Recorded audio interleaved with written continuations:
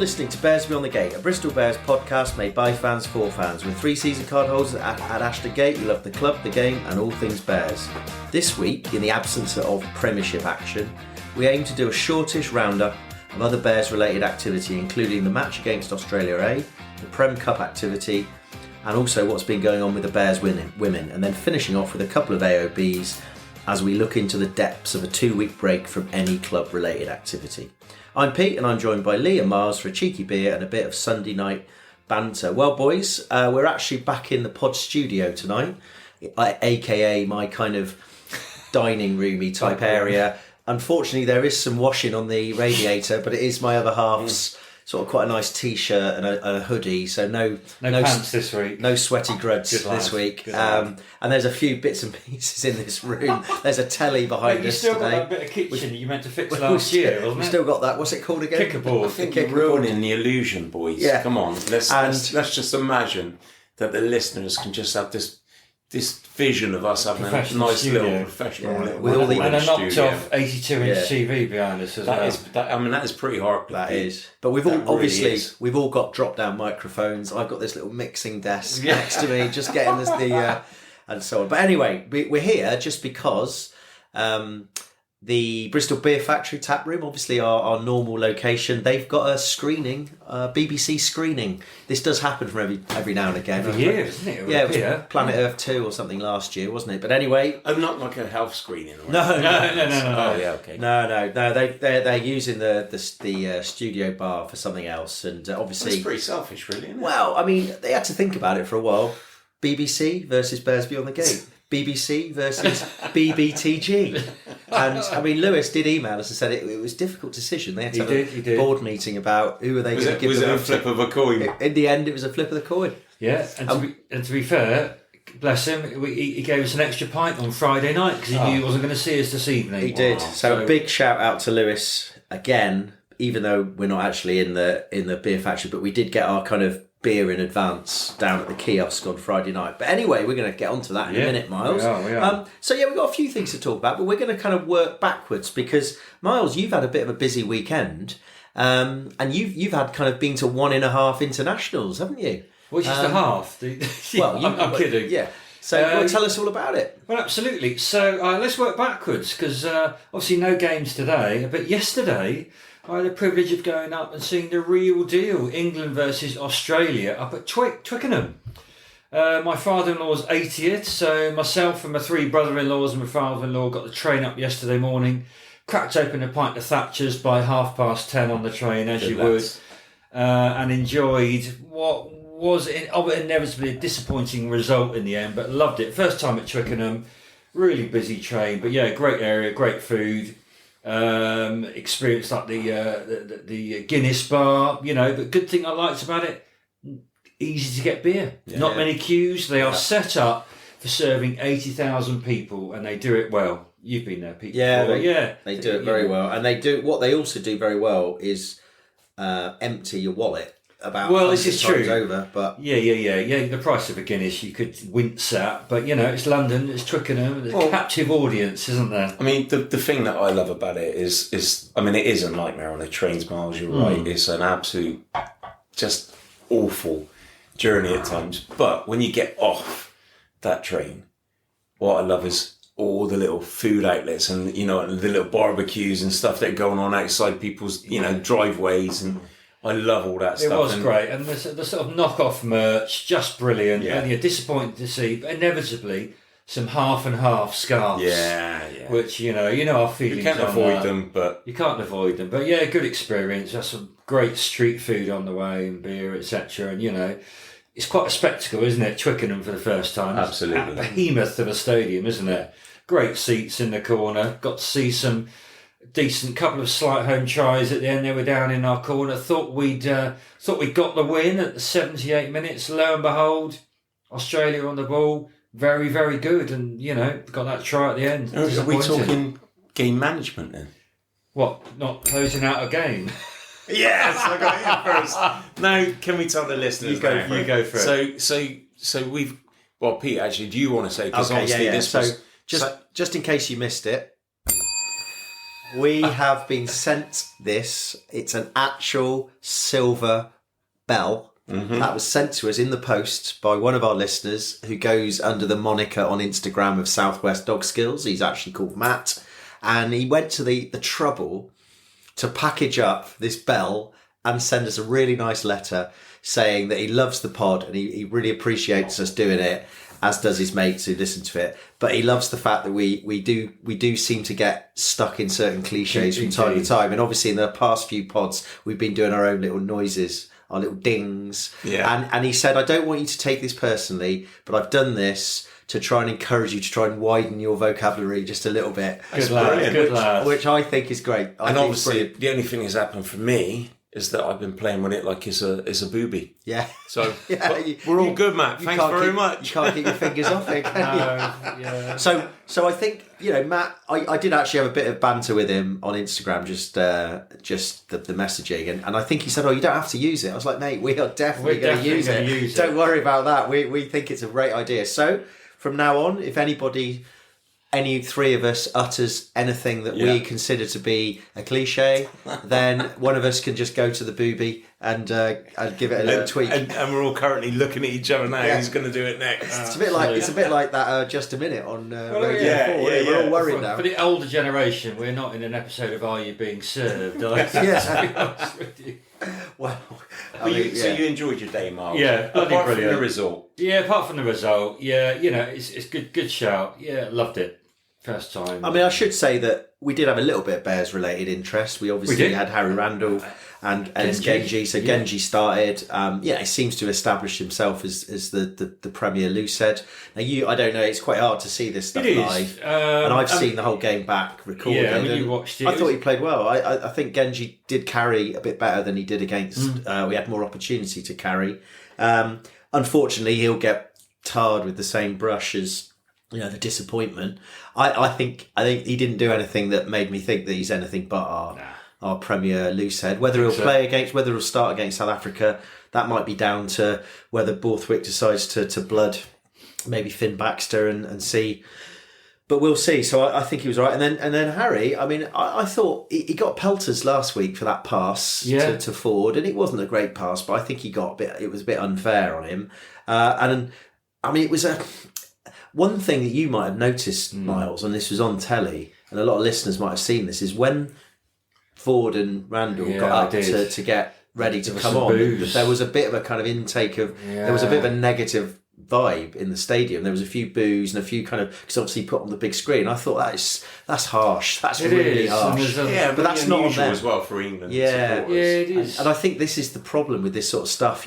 Stuff gets in the media, it gets whipped up, rightly so. Then it gets whipped up by social media, and you only have to look through Twitter last week, and you have 50 people saying Randall was a bit unlucky, 50 people saying he should be dropped, and it's wrong. But I thought he had a good game, and the irony was that he came on and he nailed about 5 box kicks, absolutely perfect. Now we have our thoughts about box kicking, but given the fact he's probably been told he's got to do it, and otherwise he's never going to play for England again, I thought ironically they were brilliant. Seeing as he hasn't done any box kicking for Bristol at all, I thought he played all right. What I don't understand with someone like Randall is that he should be starting. We need to make he would start, and then coming on with Ford, it was just a weird thing again. But. Well, it just kind of I'm not a big fan of Borthwick, as we all know, but it just kind of, it felt like the whole box kicking thing. It's like we're all moving on from that. Yeah. And it just feels like Borthwick's gone, regressed, as we've got some great players. Yeah.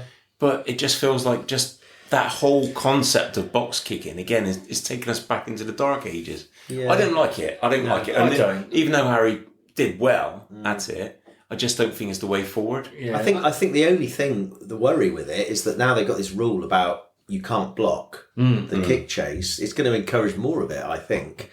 But we'll see. Yeah, he was great. I mean, I did experience the sort of booing, and on a lot of social media this week, they seem to have pigeonholed the Randall and Ford axis as the reason why the backs just didn't work when they came on. And annoyingly, some cretins couldn't even spell Randall. Randell. I mean, get a grip, learn his name properly. Yeah. I thought it was great. You're right. Yeah. I mean, we always get everybody's name. We'll talk about that later, maybe. But it was great. You're right. His box kicks were pinpoint on the money, and if that's the way Borthwick has asked him to play, he did what he was asked to.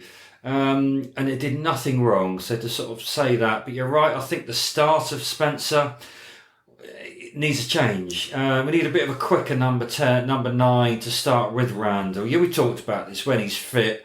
Mitchell, maybe Van Poorfleet, but I think it's time the Spencer's not worked. I don't think this is not an England rugby pod. I wouldn't. No. I don't want to see Van Poorfleet. I just think if we want to have a quick running attacking game, you've got to have quick running halfbacks. Now half. I mean, Marcus Smith is box office. He's brilliant. He's great. But you know, it just seems Ben Spencer is a great pro, and I've got nothing against him personally, but he just doesn't seem quite the right.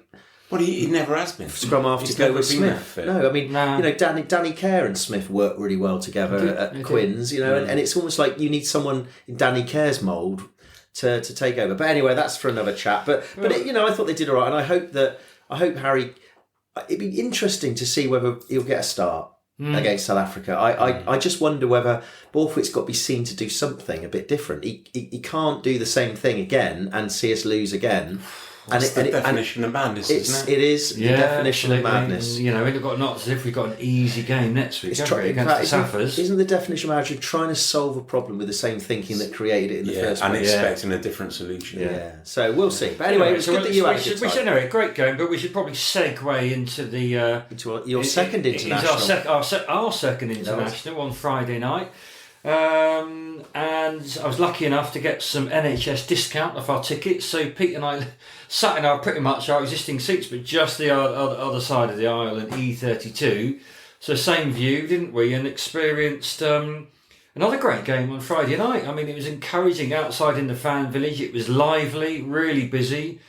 Am I right? A crowd supposedly of about 15,000. It felt a little bit less than that. There were a lot of empty spaces either side of the south stand, and obviously the Atio they don't feel the edges, do they? But the Dolman seemed pretty busy, didn't it?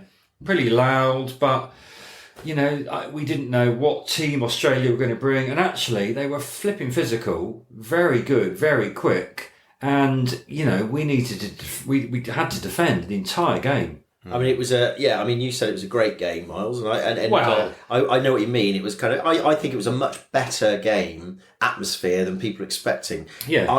Having said that, they clearly gave away a load of tickets last minute just because there were two girls who came and sat next to us in the second half in some empty seats and said, "Can we sit here?" We said, "Yeah, it's fine." They said, "Yeah, we bought tickets in the Atio, but my club coach gave me freebies this morning for the Dolman," and they had given quite a few out to clubs and schools, and there was a few discounts. And I think fair enough. But it is. I mean, if you were somebody who had paid £61 for a ticket and you find out you're sitting next to somebody who it's not a great business model because that's not going to make people buy in advance in the future again, is it? No. So. And this thing, I mean, like from my point of view, I didn't attend the game because, you know, for me, it wasn't ever going to be how it was initially portrayed. It was a bit like, you know, I kind of feel like I have to be the voice of people who don't turn up. But to quantify that, I think that it was always going to be like an Australia B/C team. It was, And... fair play to you boys, you went down, but for me, it was never going to be that kind of, it wasn't ever going to, kind of rock my boat to coin a phrase, but, you had a good night. You had a good night anyway, didn't you? We did. Well, yeah. I mean, we had a 2-pinter, settled in for the evening and enjoyed some rugby. Well, it was good rugby. Well, it was. I mean, for those that have been didn't go and haven't looked at anything, I mean, it was a 10-all draw. I think. I mean, that's quite unusual for the game. One thing considering 7 points of those were in the last minute. Exactly, and I think, of course, a lot of people would have gone down there expecting to see a tri-fest, and I think there were probably a lot of new fans who'd gone down there who were probably slightly bemused. They was like, "What is this rugby? I thought we were supposed to get 40 points." Absolutely. But so.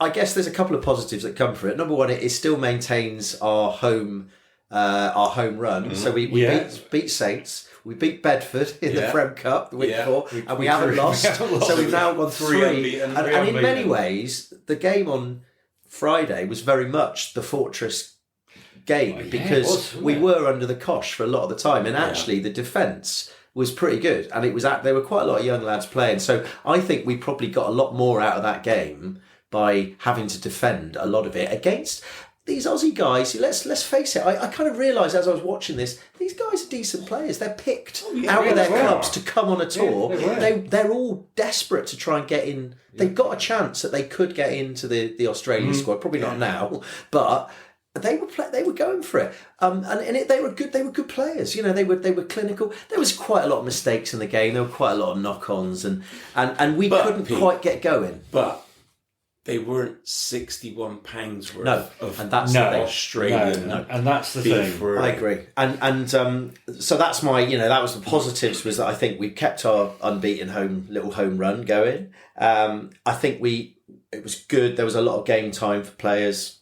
It still was quite hard. I did sense that there is always a sense with an exhibition game, knowing full well that they had another game the following weekend, and obviously Batley, Ibitoy, and Ogre potentially we're going to be playing them again for England A. Although I did read something about injuries, but we'll come back to that. You do sort of wonder if they really went for it. There was because in the back of their minds, they were all of those players are probably trying to get a balance between we really want to do well, but we don't want to get injured. So, but I think a lot of the other positives were kind of little moments from the game, Miles. And one of the best moments was when they did the lookalike cam. They do it in American football. They did it, and here's a little. We've seen that a few times. But who do you think they chose? Given the fact it was Australia, who did they find in the crowd? Who was like the lookalike, and what was the kind of original that they were looking at? Right. So, because it was Australia, I'm guessing it was going to be a Luke Morahan. No. It's like a celebrity. Australian. So the lookalike, they put a celebrity. Not Dame Edna. Yes! No way. Yeah. They found No way, Rich. No, Rich. I found a lady with coloured hair and glasses. It was brilliant. It was like it came up. It was like they must have spent nearly 65 minutes scouring the stadium for someone who looked like Dame Edna. No way. We had Aussie cam. Did we have Wave cam? Did we had Cheers Aussie cam. We had Wave cam. No, we didn't have Wave cam. We had Simba cam. Aussie cam. Do you know what? I'm so glad I said Dame Edna, by the way, because my next guess in my head was Rolf Harris. That would have gone down badly. Yeah. But what made me laugh about the Dame Edna one was probably that discounted quite a lot of people in the stadium who would have a clue that was. But me, obviously, at a certain age, I laughed my head off. That almost made the night. The lookalike cam, and they left it all night. So they did a Simba cam, and then behind us, because there were quite a lot of it was a typical Friday night game. There was quite a lot of students. But I looked back, and there was this guy holding up his mate. But this guy had obviously had a few beers, because he was like his arms was like flopping, and this guy's holding him up like that Simba cap, and this guy's like, by that time I think we were all looking for a bit. It was quite chilly as well, wasn't it, Miles? Yeah, it's getting into winter now. But anyway, it was a good crack. But I guess what you're saying is, price wise, you roll it back 12 months, and we had that exhibition South Africa game, didn't we? Which I think, in comparison, in our own seats, I think cost us 40 quid, there or thereabouts. Yeah. So to go 12 months down the line and charge 61 quid for the same seats, you didn't have to be genius to work out in a calendar that we were facing Australia at Twickenham the next day, and feel like that's a bit of a rip-off. So I can understand why about a week ago there were 6,000 tickets still to be sold. So maybe some learnings. Well, here's a question for the club there. Here's a question before we finish on this one. If next year they're going to do this again, let's be honest. I think we've got the Reds, but that's included. Yeah, but that's included. But this time on next year, because this autumn international thing is definitely. Yeah, you're right. It's becoming. So, which country do you think would sell out straight away? Oh, a Welsh team. No. Welsh team from abroad. From abroad. No, from over. Of course. I think there's one. Not many countries to choose from, so it's not a very difficult question. This. Well, I don't. But who do you think would probably sell out if we said that we're going to play? At 15. I'm going to put it out there. Argentina. No. Ooh. No, think about it. Sell out if you said you're going to play them. Because South Africa, they came on reputation partly because we also knew a few. There were a few because it's such a strong rugby country. So if it's not South Africa, what's the other one? So who do you think would sell out? I reckon. Well, I could be wrong, but who do you think they're going to try? I think after this year, who do you think they're going to do? New Zealand then? Yeah. I reckon they'll go for that. I reckon they'll try and go for All Blacks next year. Because why not? But also, we've got Aussies, we've got Kiwis, we've got Pat. And to me, even if we didn't have any, if it was like an All Blacks development, I still think that you'd want to watch All Blacks play, wouldn't you? Oh, you want to just see them in the... Because without doubt. Like, just aside to that, even if it is New Zealand B... Yeah. We still got the haka. Yeah. We still got the whole the ritual before the game. The well, let's hope there's no smoke before the.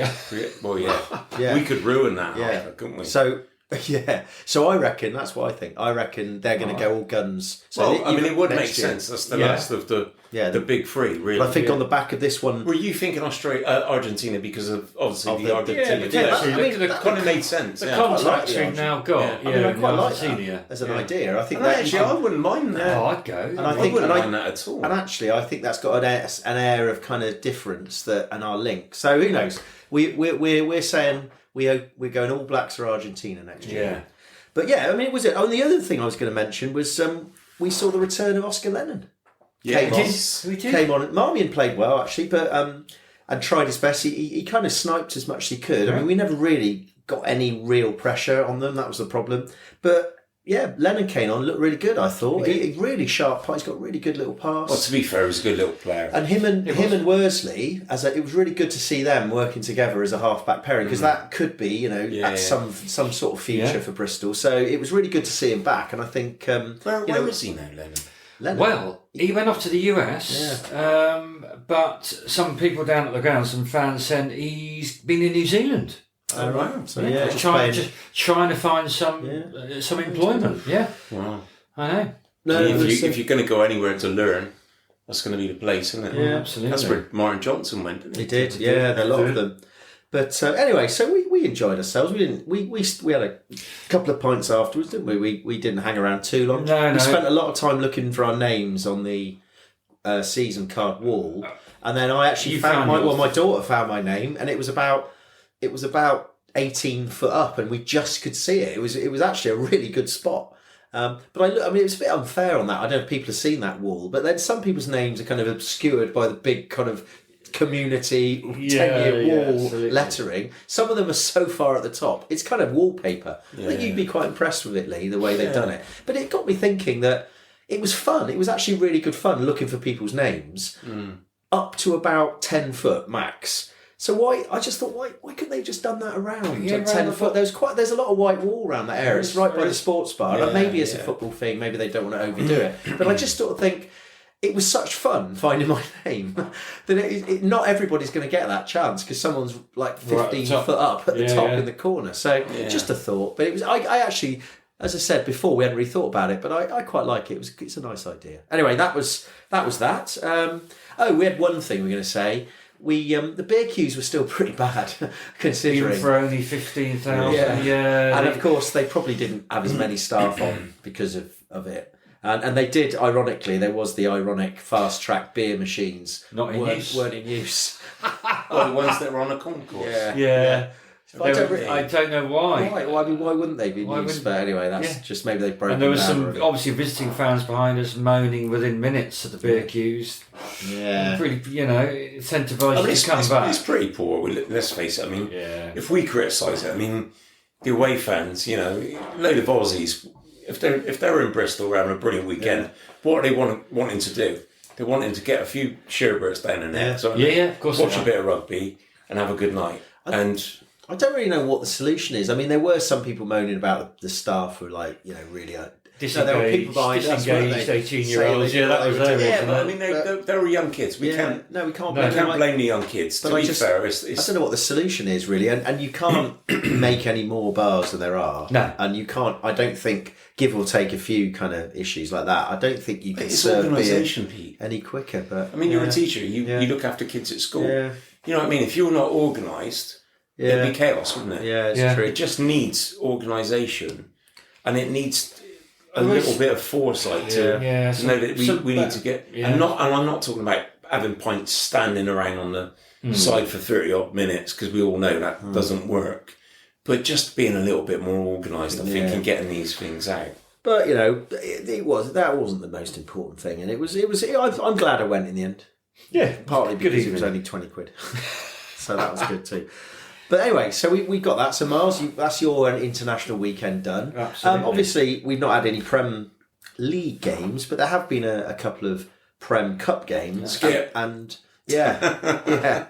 And we've played Bedford at home. You went to I went to that game. Pete? Yeah, and I went because it was I claimed a free ticket, and I went and sat in the corner of the south stand, sort of near the Heineken screen, but the big screen by the Heineken lounge. And it was a good game, and we had a fully loaded team out. There was Revovo was playing, which we'll come back to in a minute, and various others. But it was like a week ago now. And we won. We scored like 11 tries, didn't we? And at one point, 69-17. That's it. And there was at one point we had 7 individual try scorers, and I was thinking this could be quite exciting. Could we get like almost all of them to score a try? Yeah. And then Harry Thacker scored a second one. Oh no, someone scored a brace. It might have been Revovo scored a brace, and then Harry Thacker scored a brace. Yeah, Thacker was playing. Yeah, it was kind of fun. I felt a bit sorry for Bedford. They got overpowered. And but then maybe they quite enjoyed coming there. There was a few pelters on social media about not that many people there, but they kind of filled the lower lands down all the way to the edge of the south stand, and it was just a nice atmosphere. And every time a try gets scored, they were playing Rizala, and everyone was going, and it was kind of a nice Saturday afternoon. Yeah, and what was really good as well was that the Wi-Fi was strong enough for me to be watching the All Blacks England game on my phone at the same time. No one else was there. Yeah, so I was watching 2 games at once last Saturday. But yeah, I enjoyed it. It was very quiet outside. The Bristol Beer Factory kiosk wasn't busy at all. But Lewis was down, and that was good. So yeah, I think so. We then, it was Worsley played a good game. We had Diego Bailey, we had Paddy Pearce. So there was some good Bristol proper academy boys. They're almost like in the first team, aren't they? They're not academy anymore. And they need to play, and they look good. And what was, I suppose, the only other comment I'd make was there is clearly showed the kind of Bears way alignment. There was no box kicking. There was a lot of playing. Okay. There was a lot of, it was the same sort of that's the only way it can be. And having said that, I do wonder whether, as the weather gets bad, we have to sort of adapt a little bit with that. But anyway, that was it. So that was good. So there was a lot of excitement. That our first Prem Cup game. We have massive points difference. But unfortunately, after this Saturday, I think that points difference has gone back to 0 because the boys who went down to the Rec got hammered 78-19. And actually, when you looked at the side, I was a little bit surprised when I saw that, because we had Jan Thomas was captain, Will Capon was playing, Diego Bailey was playing. We had Jack Bates and Joe Jenkins were in the centre part, who had basically dominated Saracens. But we did actually have 7 debutants. Basically by the looks of it. Who else was in the front row? I think Leaf might have been, actually. No, he played on Friday. Now, who was the other? I don't know, actually. We'd have to look that up. I wasn't sure who was. But the front row the front row was good. Yeah. But so I don't know. It's hard to tell whether it was, what sort of game it was. However, I thought, rather than us who actually didn't see it and don't know anything about the game at all, apart from what we've seen, is why don't we hear from the captain? And the captain on the day was Jan Thomas. Now, I don't know whether if that's the first time he's ever skippered Bristol, but for him, he had a little post-match interview with Dan Albert from Radio Bristol, and I thought, let's listen to what he said. Jan, commiserations today. It was a hard day at the office, wasn't it? What would you bring away from this game, though? It's going to be a good thing, I suppose, particularly for the youngsters to come away from. Yeah, I think obviously we're bitterly disappointed with the result, especially obviously against your local rivals. So there's always going to be a little bit more. What's the word I'm looking for? Frustration. Yeah, stinging a little bit. I think hurt with the boys, but I think just spoke to the lads there in the huddle just as we finished up there, and I think. The one positive for me and for the lads to take away is I think we had about 6-7 debuts today. A lot of young lads in that team, and I think they can hold their heads up high. I've been in this situation before. I said that to them. It's just how you learn off these games, and I think these are the type of games you're going to learn from more than probably winning the game 50, 60 points. So if you're on the other side of it. So I just said, look, keep your chin up, go away. We had a fantastic week. I thought the preparation was unbelievable for the boys. So there's no excuses for us. But as we know, when you come onto game day, that's all that counts. But a massive learning for the boys. But I think they can take a lot of pride from that game today. I mean, there's obviously going to be frustration, but in a way, because some of the tries that they scored were from your own errors, does that in some ways help because you know you can correct those? Yeah, exactly. And that was the point I made at half time. I think we just said, look, like all the errors and most of the tries that they got was from our errors. It was all about us. That was the message all week, about us, and the focus was on us. So I think, like you said, probably the positive, if it is a positive, is that there is a solution to it. I just said to the lads, and again, just make sure to go back, watch the game, have a look at it, see what you could have done better, because there's a lot of stuff in there that was positive, and obviously there's a lot of stuff in there that we can work on going into the next couple of weeks. Yeah, and there is a new youngest player ever for Bristol as well, with Kai coming off the bench there at scrum half, and he looked pretty good when he came on, didn't he? Yeah, I think he's only been brought in this week. He was brought in sort of later into the week, obviously having the Australia game last night, so doubling up today. But I thought he'd come in, he was excellent when he come on, and he had a little bit of spark about him. So hopefully he can propel going forward. Yeah, it's been a busy week for Bristol Bears, isn't it? A game last night and a game today, and now I suppose you all go and watch the internationals. Yeah, we obviously got the down week this week now. So go away, rest, recover, rebuild. There you go. I Cut that short. Do you know what I loved about that? Yeah. It's lovely for me listening to a Bristolian voice, not pronouncing his tease. Yeah. You know, better. We were better than them. Yeah. You know, I just love all that. And also, not ashamed to have a pause and think what the word is he needs, what the word I'm looking for, and then got it. Yeah. You know, not panicking. No. It's like he didn't panic, Jan. I thought that was a really good post-match interview. That. Yeah, to be fair, I mean, he couldn't have said a lot No. else, could he? No, and I think, if anyone wondering why we're beepings, I mean, he did say learnings, he did say work-ons, but yeah, I mean, what else? In fact, he's actually true. That isn't a cliche. A game like that, you are going to learn a bit more, those young lads, than those Bath boys not really learned that much by scoring 70. Not really. Yeah. So yeah, fair play to him. And to be fair, the game was close, wasn't it, from kick-off? For the first minute. yeah, So we were in it. Yeah, we're in it for a little I think bit. we're proud of Jan. I mean, to have an experienced head, a local lad, captaining that young side. Yeah. And he hit the nail on the head, and he said, lads, you I lost the train of thought now. You learn more from the big defeats like that than just being, not being whipping boys, but they'll go away. They'll realise I never want a game like that again, and they'll come away stronger. Yeah, and we shouldn't forget, I mean, the injury that Jan had, what was it, about a year and a bit ago? Yeah, absolutely. We were thinking that he might not even be in a Bristol Bears shirt again. So for us, that's, I would always love listening to Jan having a little talk there on the all commentary and not pronouncing his T's all day long. Long may it continue. Brilliant. A couple of other things to mention is Rich Lane played at fly half, of course, first time in his whole career. Yeah. And you can imagine Pat probably had a bit of a panic on about Tuesday, Wednesday this week, thinking, how am I actually going to get two teams out? Yeah. And he obviously, AJ got called up for US.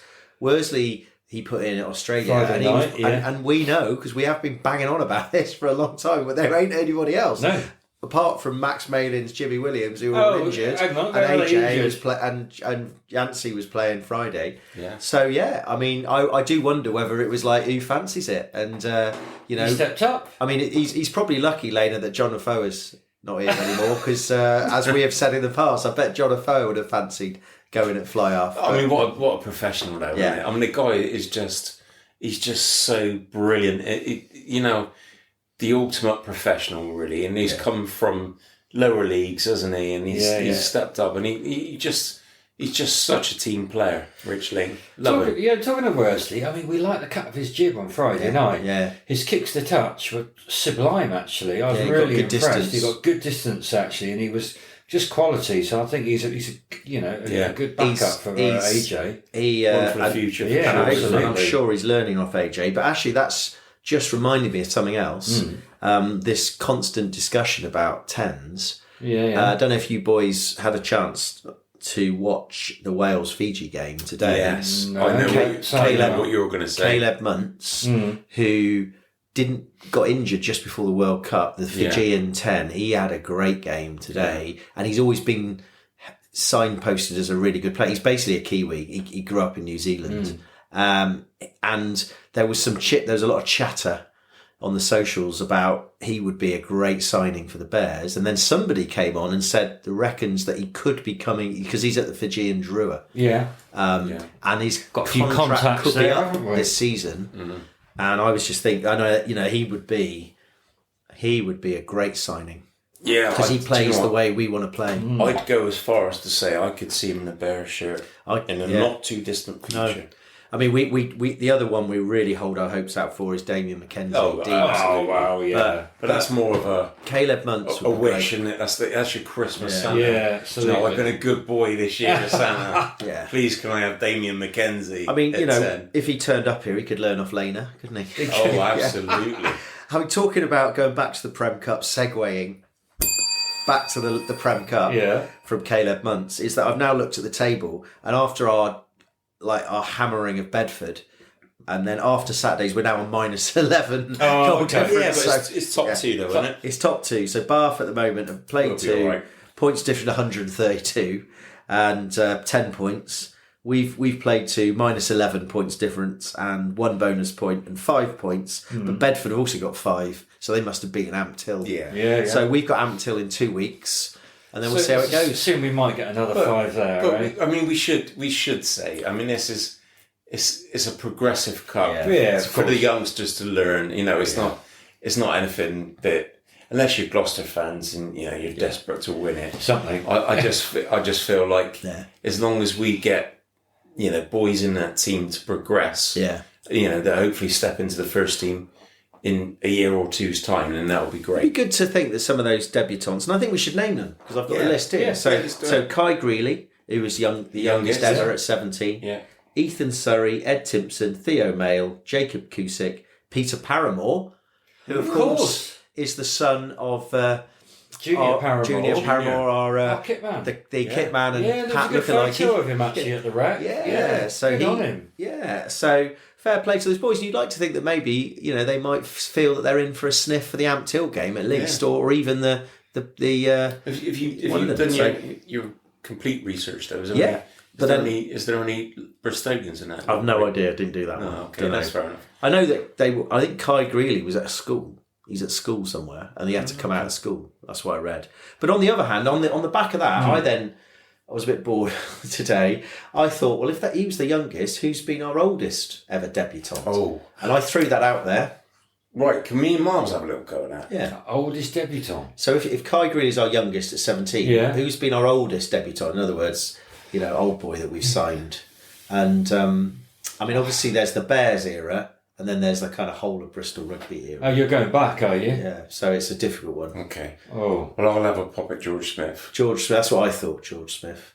But anyway, I tweeted this out, and then Bristol Bears, the actual official site, replied to us. Oh, right, they were the answer. obviously bored as well, and said that's one for Bristol Stato, obviously Neil Williams. Yeah, of course. And then on the back of that, a lot of people had already come in. But anyway, the answer is, and apparently Neil said it is in the programme, which proves I haven't actually read the programme all the way through. It was Jeff Probyn, who played for us at some point at the end of his career. How many games did he play? I don't know. I'll have to look it up. I'll tell people to go and look at our Twitter feed, and you'll see it. Okay, what age was he? Because God knows, I don't know. I haven't looked it up. Well, he must have been late. Hang on, must have been late. George Smith was what?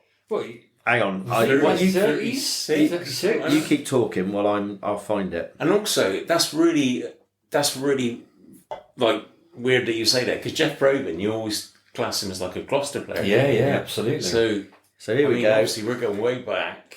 I didn't even realise. Neil Williams. Here we go. So Bristol Stato, Bristol Rug Stato, at Briz Rug Stato, Neil Williams, the official historian.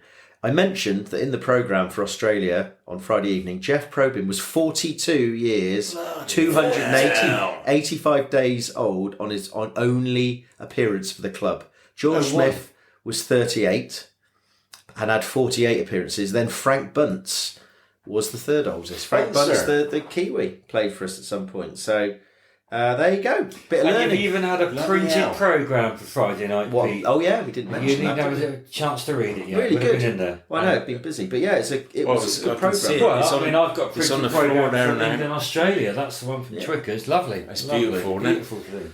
Well, look, boys, I think we did say it was going to be kind of shortish, so let's just finish off with the last bit. We were going to mention the women's because the Bears women have been playing. Yeah. They've had a couple of games, and we, Miles, showed a lot of commitment. And last weekend we went to the game against Harlequins up down at Shaftesbury Park. We did. And I mean, I had a double header of Bears because I did Bears women on that Friday. Then I went to Bedford on the Saturday, and unfortunately they got beaten.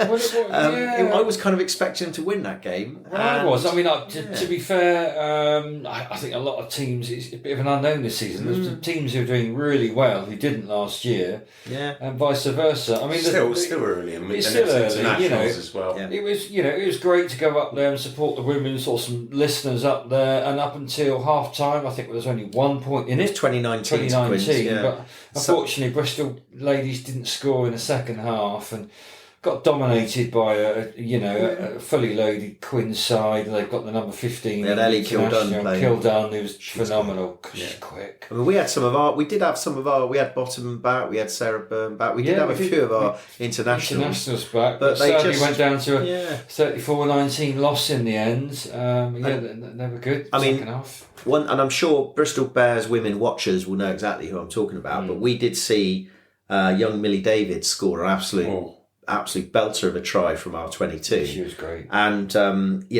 she has scored a few already, and she's clearly rapido and a name for the future. But then, of course, the Bears women played this weekend away at Welford Road, and they hammered she them. scored 4 She scored 4 tries. tries.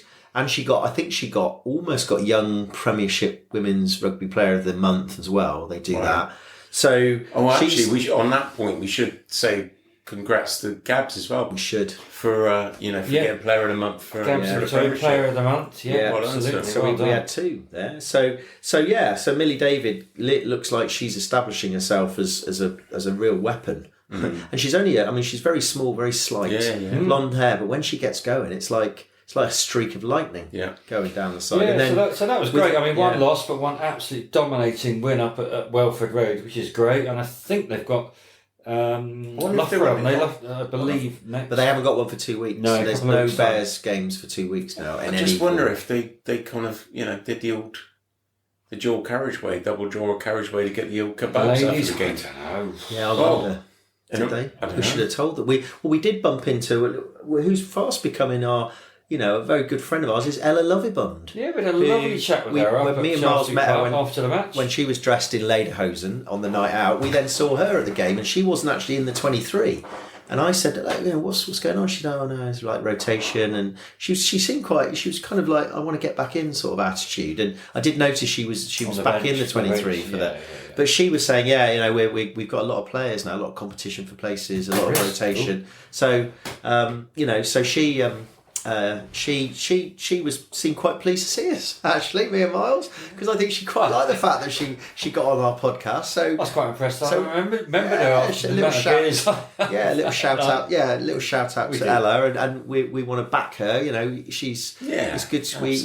She's pushing. And then we saw that actually on Leicester Tigers, our Jenny, who was the other one, who's the teacher from Nailsea, Jenny Herring. She started on Saturday at Tigers, so it's good to see some of our known players get in there as well. So yeah, it was good. So they I think, as you say, it looks like it might be a little bit more competitive this season. It does.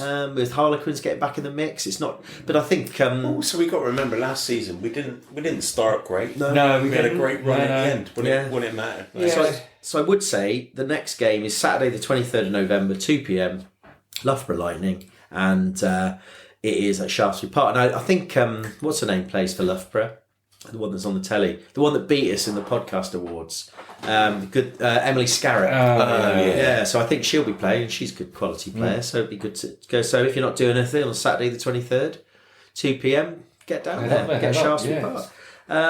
So that's it really. I think it's been quite nice getting away from the slight pressure of the Premiership. It's been quite. I do love these autumn internationals. I've enjoyed.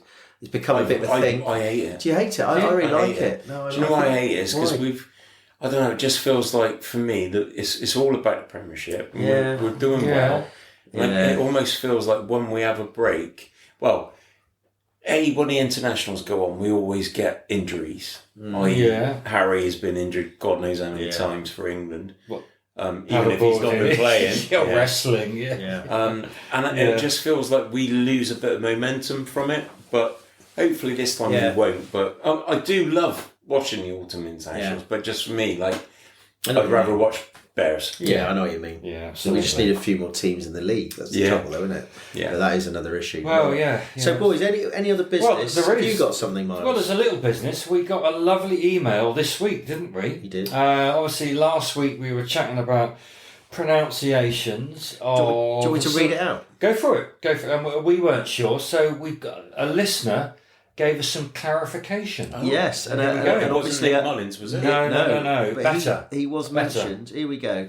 So we got an email. We do get email. We're getting a few more emails now, absolutely. actually, from listeners, and who like to get involved in what we're doing. But this one was from Richard Pitt.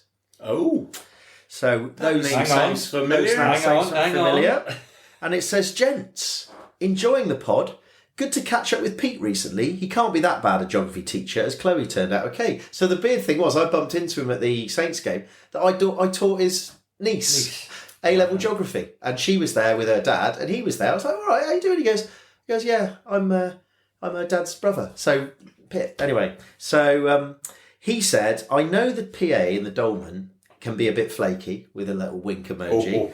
But do you ever listen to a word I say? And of course, we're all like hanging our heads in shame already. He said, "At the beginning of every season, I do a bit of research into the new players, especially when it comes to pronouncing their names correctly. I was pretty confident, but with the ongoing discussion, just to make sure, I double-checked with the man himself before the Bedford game. Nick Mullins says one thing, you say another, but neither of you are right. None of us are right. No. It's not Ravauvau or Ravuvu. It's Ravovo. Ravovo. As in, wake me up before you Ravovo. So, there we go. It has come right from the top. So, anybody out there, it is Ravovo. Actually, do you know what? Can we ping an email across to Nick Mullins tonight? We will. And just put him right. Because, let's get one over on Nick Mullins. Yeah, Come on, that would be amazing, wouldn't it? But there's more. He said, I hope that helps. We're not pronouncing Genji wrong, are we? No. Thank God for that. Hope that helps. And I look forward to hearing Wham renditions drifting across the gate.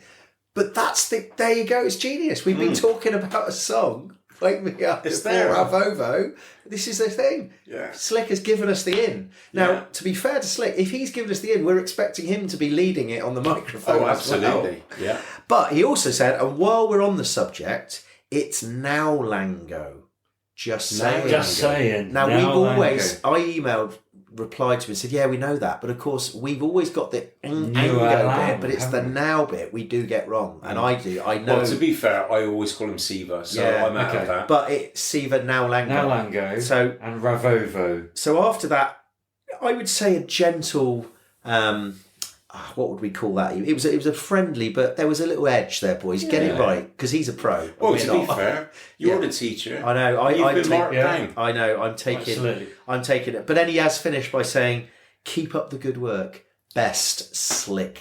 Nice. Match day comment. And that was a little bit, back in the day. It wasn't a cane. We didn't get a cane in, did we? No. But we just got a little bit of a he just showed us the back of his hand. I know. For a second. Metaphor. And I did reply to him, actually. I did say, "Hi, Slick. Pete here. Brackets, hanging head in shame. We do listen, although the whole da